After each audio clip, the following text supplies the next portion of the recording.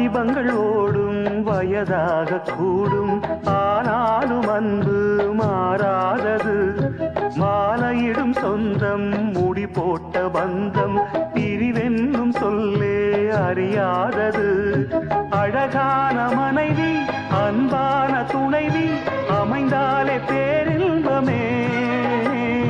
மடி மீது துயில, சரசங்கள் பயில, மோகங்கள் ஆரம்பமே.